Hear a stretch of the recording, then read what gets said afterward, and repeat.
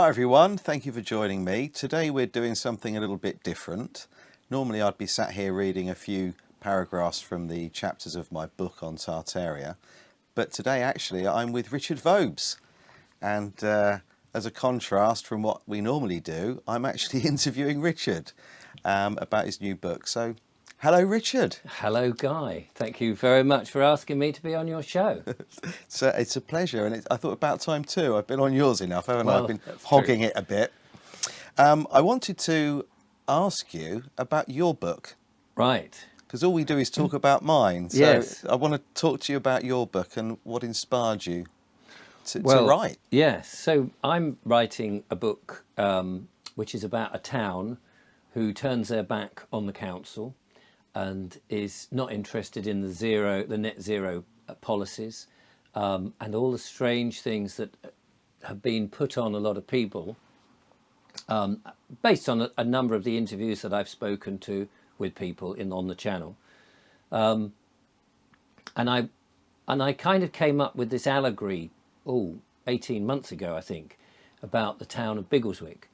And I thought, what would happen if a town, actually a small enough town, where the people really decided, do you know what, we don't want the net zero policies, we don't want 5G, we don't want cycle lanes and no cars, we don't want 20-mile-an-hour speed areas, we don't want any of that, and we don't want the big corporate takeover. We'd like our high street back to how it was. And I thought, would that be possible?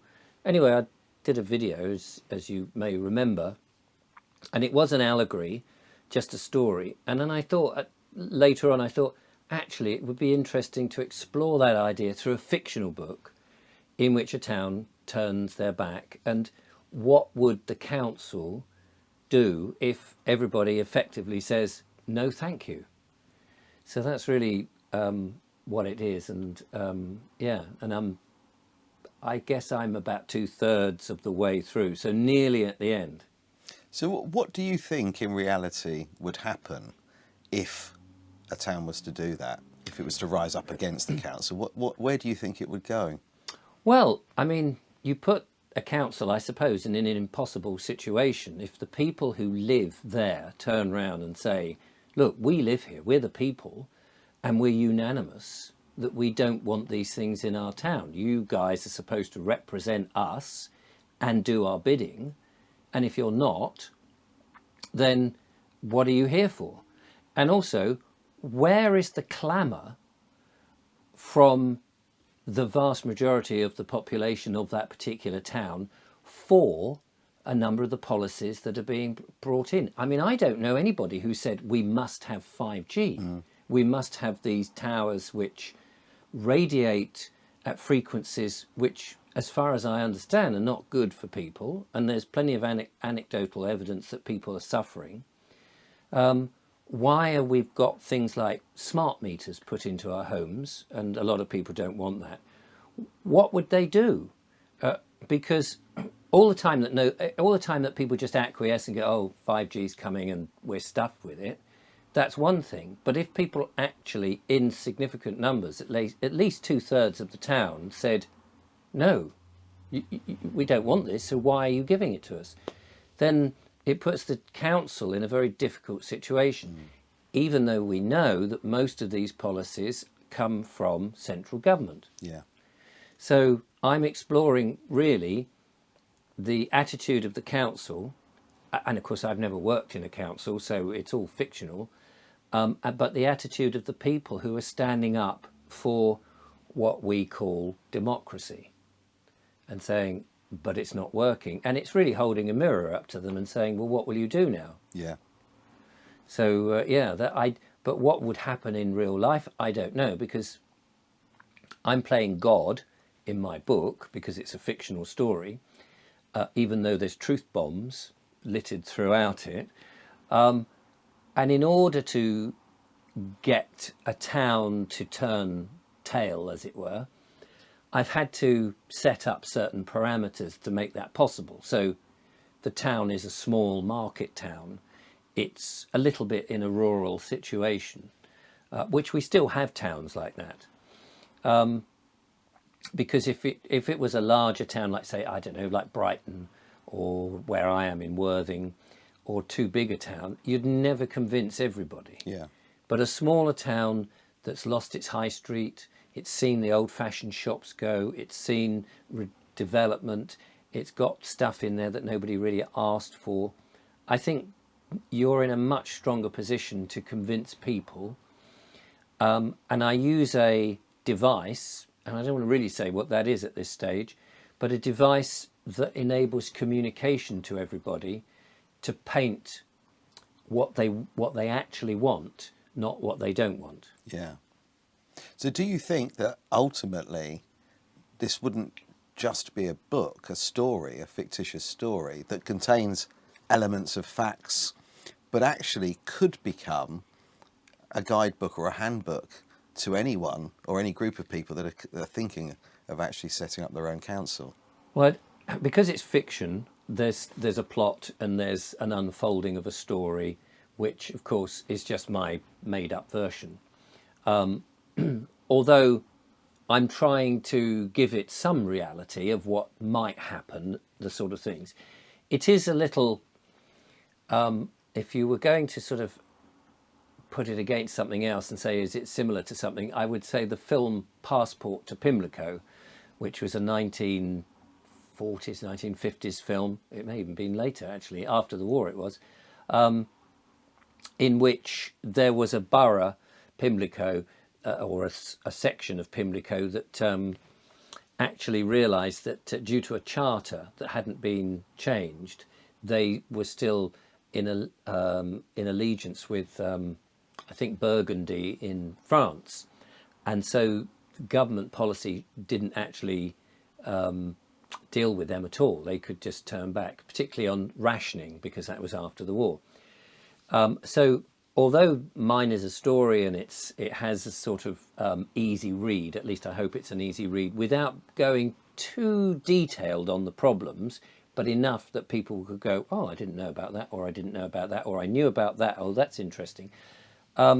Whether you would use it as a handbook, it's more to be, I would like it to be an inspiration to show people that we as people have power if we unite, if we know what we really want, and we turn around and say, actually, no, thank you very much, very kind of you, nice of you to offer this stuff, but A, you didn't ask us, B, these policies that you're thrusting on us, like a lot of the green agenda, the net zero, that are based on the notion that the planet is warming and it's all down to man, has not actually been proven sufficiently. And some of the policies are fraudulent. We know that the council tax, for example, is a fraudulent collection of revenue, that now so much information is out there about how illegal it is, in the way most councils act as a mafia. If you don't pay up, we'll send the boys round. Then I think it's as I say, it's an inspiration to show people there's a possibility. There could be a way if we could unite. But you probably wouldn't want to use it as an actual guidebook. But it sort of paints the picture of what possibly we could do. Do you think people out there? I mean, obviously, your show every week is telling people what they are capable of, what power they have, and how much little power really, ultimately, the person knocking at the front door has. Do you think that someone reading your book that had perhaps a little bit of knowledge and perhaps had been following you for some time, but hadn't had the strength or the faith in themselves or the confidence to actually decide, okay, I'm going to stop paying my council tax. I'm going to see this through. Do you think that by reading your book and that might inspire them or encourage them to actually finally do it? Yes, I mean, I suppose it's obviously, I don't want to tell people not to pay their council tax. They have to come to that conclusion if they believe that it is fraudulently collected, as I believe it is, and a number of people have sort of proven that it is an illegal tax. and they're not playing by their own rules. And if it can inspire people, or I suppose give them places to go and investigate, because I think a lot of people feel things aren't right. A lot of comments that I hear is the country's going to the wall. And they may not quite know quite why. They may just blame the government, or they're making bad decisions and they've let people in that perhaps shouldn't be here. We have policies that are bad for pensioners, like with the winter fuel payments and all of that. And they may just say, oh, it's incompetence on the government or indeed the council. And there may be an element of that. But I think, as I'm sure you're aware, we believe that there are higher voices who are guiding the government and indeed the councils. And it's the councils that ultimately push out the policies at a local level. And that if anybody reading the book starts to realise, oh, this all might be orchestrated, it's not just incompetence, it is an agenda. It does sound very conspiratorial, as conspiracy theory, but it does seem now that a conspiracy only lasts 6 months before it becomes a reality. And we saw that during the COVID period, in which people were offered something at the speed of science, apparently, whatever that means, and it may not now be the best option that they took. And it may not have been just incompetence or sheer worry and trying to offer something to the public. It may well have been a manipulated policy to ensure people had something in their bodies that was not at all desirable. Yeah. He says, carefully saying his words, dancing on eggshells. Yeah. That's the sad thing, though, isn't it? We where do we go to have a conversation like this without having to be frightened that we might get taken down and no one ultimately sees this? I mean, where is a safe place for people to talk freely and openly? Well, this is the problem. We're now self-censoring ourselves. We are. And that's the worst that you can do, because then you are not able to express the things you want to, and the other side have won. However, many of us self-censor to a degree, but they do it in a way that the audience know what you're talking about. Yeah.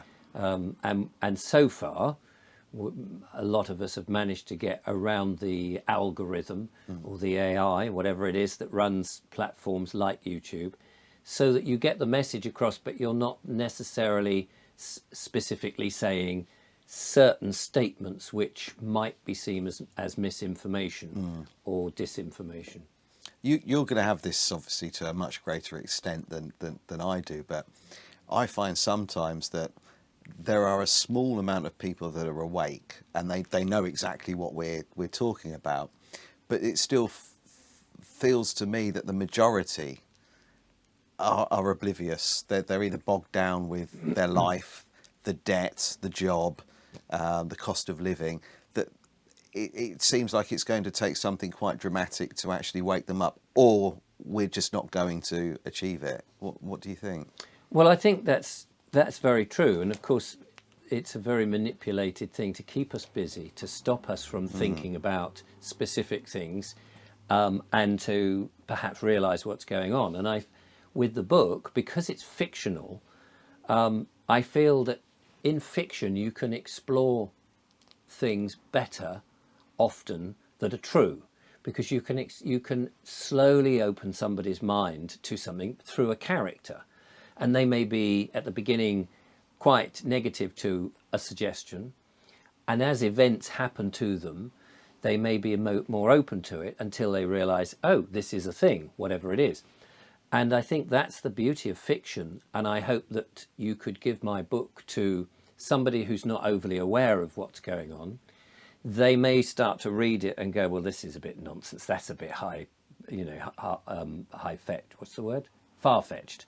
That's a bit far-fetched. And then they might read something, oh, that happened to my neighbour. Yeah.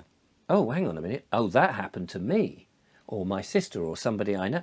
That's not actually, and that's an interesting point. Who asked for, say, the 5G? Or why are we doing this now?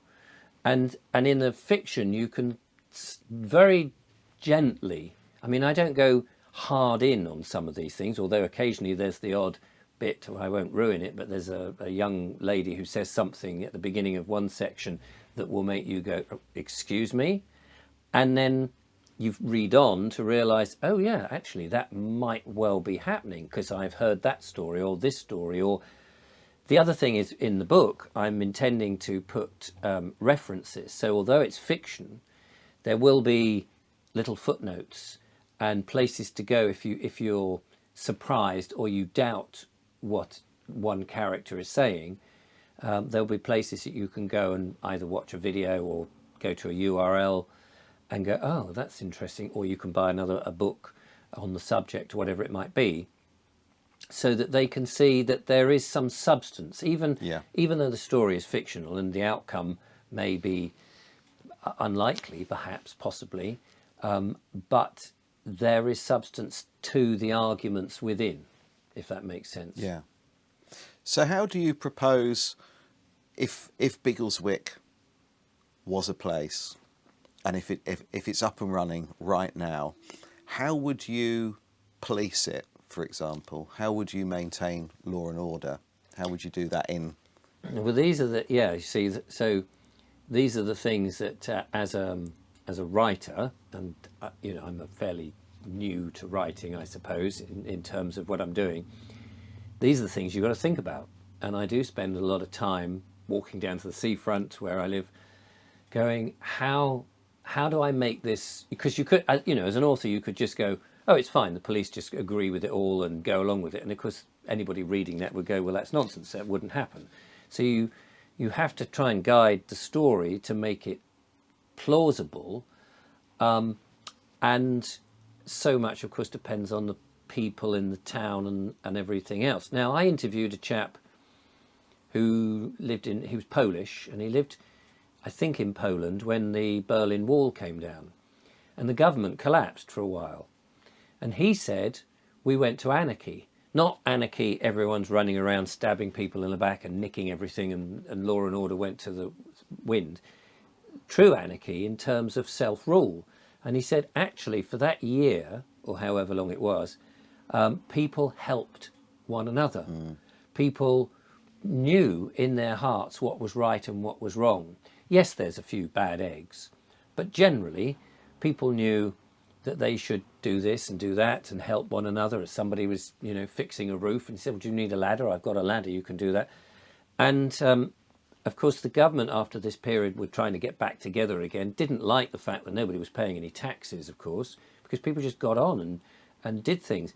And I think that once you get to a point in which those people who have that desire to be constables in the old-fashioned way, to ensure that law and order is kept in the old-fashioned, and of course I'm not talking about policy officers that we have at the moment who engage with bailiffs and help bailiffs persuade people who perhaps are debtors to pay up when they have certain rights, and they should not be there. They're there to keep the peace, not work as liaison officers, which is what they often seem to do, and collect revenue. Yeah. I think once you have rebuilt society where people are looking out for one another and understand what that means, people themselves will police a lot more. We've lost a lot of our responsibilities for things because we think, oh, the council should do that. Somebody else should do this. There's always somebody else who should do it. And we've become a bit like people sitting in a care home. Yes, we discussed this earlier. And you're right. And in a way, we're just being looked after by other people all the time, and we no longer take responsibility. I think once you start taking that responsibility, you are aware of the neighbour across the road who hasn't come out their house for a while, who might be elderly and a bit infirm, and you think, well, I better go and check on them. And I think that we would, to a certain degree, police ourselves. In the old days, we know that, if little Johnny did something wrong, somebody would come and drag him home by the ear and say he's been nicking apples from so-and-so's garden. And the father would say, is that what you've been doing, son? And clip him round the ears. And now I'm not sort of saying that we want child abuse by any means, but people policed to a greater or lesser degree, had respect for one another, and the police, the constables, they had respect because they gave respect. Yes. And I think it's possible, of course, to have all of that, but we really have to strip away a lot of the brainwashing, the conditioning, and this self-entitlement that many people seem to have, that somebody else would do all of this stuff for me because I'm so very important that I don't need to do it myself. Do you think also that that if people had or felt that their contribution, because I obviously they're still going to have to contribute towards the new council coming in, do you think that if they felt that their council was actually doing their work and listening and working as a council should, rather than supporting friends' businesses, the governments, well, they're ultimately doing what the government wants, aren't they? They're getting the money, but they're getting the money on certain conditions, that they install 5G towers, that they do these 15-minute cities. That's the proviso, isn't it? I guess that we're only going to fund you if you implement these new policies. Do you think people would take their community a lot more seriously and have more involvement in it if they felt that they were truly part of it? Because I think now we're totally disconnected. It's almost, I sometimes feel that the council almost hates the people that live within its jurisdiction, absolutely. if you like. And you get that feeling, don't you? That and again, that must be top down from the government, because the government seem to have that feeling, because why would you take away winter fuel payments to pensioners, the most vulnerable people, who have contributed all their lives to the country, and then when it's winter, you take away something that was a reward, as it were, for them. So the question, just remind me of the question. Why do I? Well, do you think that if people, I see the council as almost a group of a corporation that seems hell bent on making life as difficult as possible for the people that live within its area, jurisdiction, whatever you want to call it, town, county, and you can see that by the way that they treat you. If you call them, or you have to go into the offices, there seems to almost be we're almost like a nuisance or a burden. And they only see us in pound notes. They don't see us as people anymore. That seems to have gone. And do you think that we would see a shift in people's mentality towards the council if they felt that actually they were really part of it and that they were listening? Well, I mean, for one thing, you want the council grassroots from the bottom up, so you've got a whole range of different people who understand what people are going through, not a bunch of elites who somehow have been elected or chosen and all of that. And you asked me about contributions, and of course at the moment we have this Local Government Finance Act 1992, which is the baton they bash everybody over, and if you question it, you say, well, a democratically elected government has come up with, this is how we are going to collect this tax, and because we live in a democracy and you may well have voted for that government, therefore you've tacitly agreed to it, which of course is a load of absolute rubbish. So I think that if you start becoming responsible for the town and you start caring and you actually start loving where you live, and the people who you've chosen to help administrate this are doing the job they're doing, they're not taking backhanders, they're not building on greenfield sites, they're not putting in stuff that you think is a waste of time, they're not putting in ugly buildings, and they're keeping the integrity of the town, and they're trying to help people. They're saying, yes, how can I help you, rather than, no, you can't do that. I think then people are more inclined to support a government like that. But I was thinking, what about those people who can't pay, who find difficulty in paying? Well, perhaps they can contribute in different ways. Why does it have to be monetary all the time? Could they not help the elderly? Could they not do litter picking? Could they not paint some of the public buildings? Could they not help in the parks? There would be, I'm sure, a myriad of ways that you could take physical labour, as it were, in exchange for payment. Say, OK, if you can't pay or are unable or don't want to pay, then maybe we can get you to do different parts of the community. They don't have to be necessarily unskilled jobs. There may be people who've got very good jobs. You know, a plumber, for example, might be able to say, well, look, I'll give you the equivalent of whatever the rounded figure is in terms of plumbing in professional in public buildings. And OK, it might in a small town work, and then obviously in a bigger town that might be too much. But I think one could have more imaginative ways and be less penal than we have the system at the moment, in which it is very mafia-like, Yeah. and take you to court and then threaten your house and all of this. And ultimately, but I would argue, even with the tax or a contribution, what gives anybody the authority to demand money from you? You're paying a mortgage, which we already know is a scam in and of itself, but you're paying a mortgage, you're paying utility bills, you're part of the town. Hopefully you're contributing in by going into the shops and buying things if you've got shops there. And why just to have a roof over your head, just to be able to sleep in a warm bed, have you got to pay the council anything? Now, if you're taking bins, maybe you get a list of things that you would like. So if somebody's coming to take the bins, yes, I'll have bins. Do I want street lights? Yes, I'll pay a small proportion to street lights. Do I want that building on the other side of town, which is perhaps a business building or something I disagree with? No, I don't want that, thank you very much. And so you take that payment out of it.